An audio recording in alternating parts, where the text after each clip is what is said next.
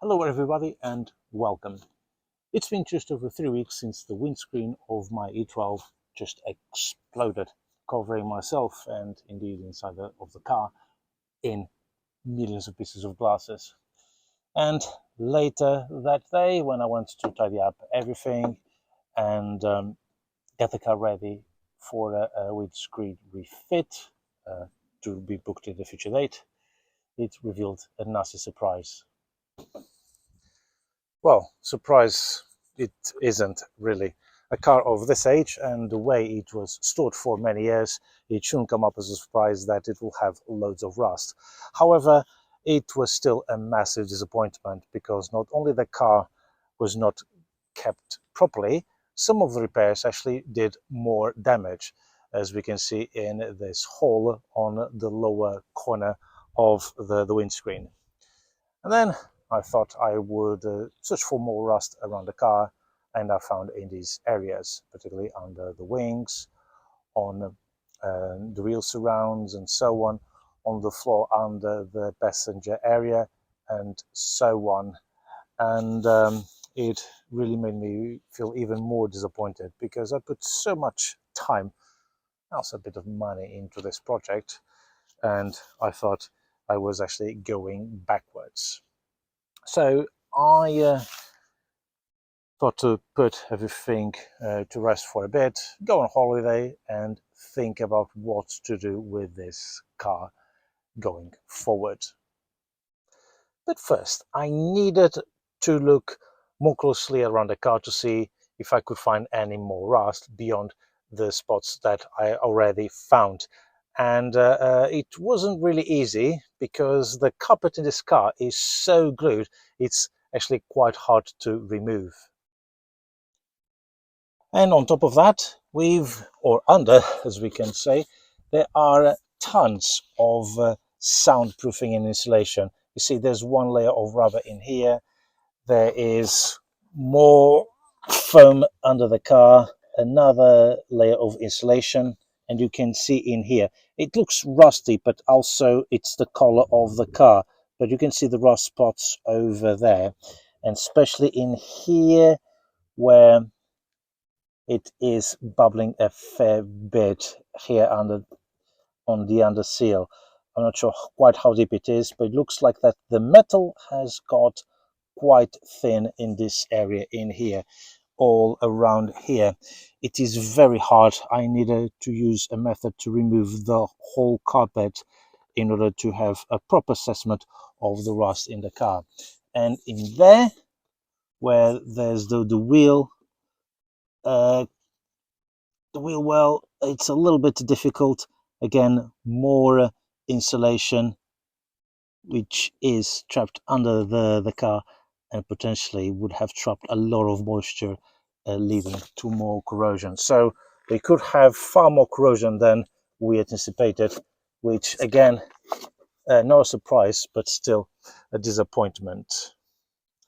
Here on the driver's side, I actually have to be careful because, oops, another bit of glass. God, I will find more glass for years to come due to this. As you can see in here, there's quite a lot of residue and a lot of soundproofing. And this is what I found. You see there is quite a lot of glass and rust accumulated on the floor pan. Let me see if I can lift this.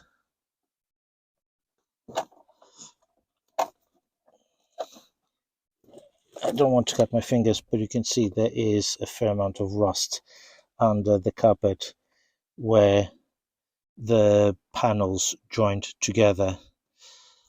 Yes. In the rear, I'm not entirely sure. It was quite hard to remove. But then there was another area which I found, and that's on that box section over there. And that's where probably just a peeling and so on, could be just surface rust, but again, it needs treating before any more work is done. There are some rust spots in there, just under the parcel shelf, but nothing really serious. and of course in there, those were just rust treatment that I've put on, and of course that panel over there, which is not really in the best shape, but it had a rust protector covering it.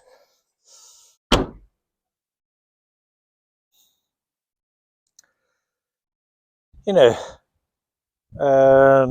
this car and I, we go back a long way. I went to great length in order to get it back.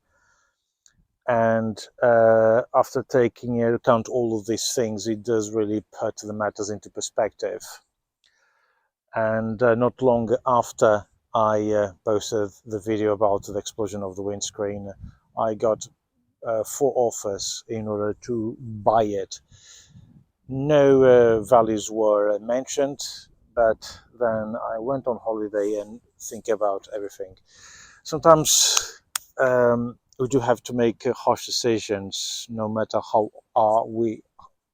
attached we are to certain things, and this car is no exception. But after I came back from holidays, and just thinking again about all the work that I've done and the time and so on that I've put into it, it would be a real shame to give up. So therefore, I've decided to keep it, but also to change my approach in when it comes to car restoration. This is only my second car restoration. The first one was back in 2011 with BMW E12. It was a car that ruined me financially and mentally, mostly because of bad decisions that I've made, and I don't want this car to become the same thing again. So I'm just going to take my time.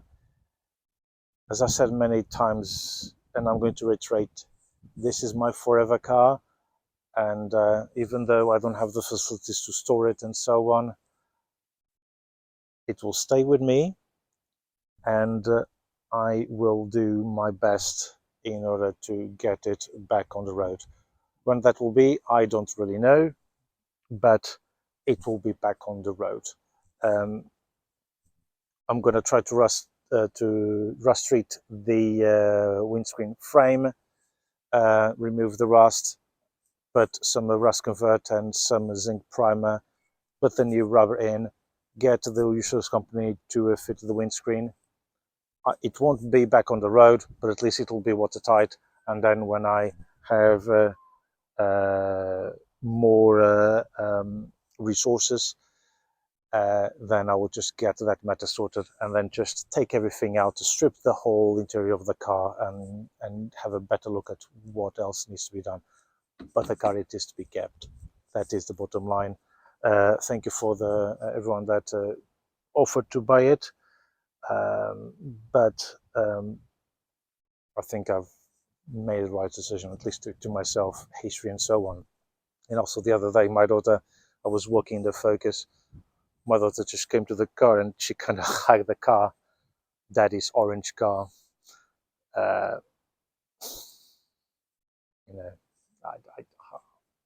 I just really, the decision was already made, but that just kind of reinforces it. So there you go. And also would like to thank people who offer help, much appreciated. We will be in touch. But you will hear about this car at some point. It won't be forgotten. So thank you very much, and I'll see you next time. Bye bye.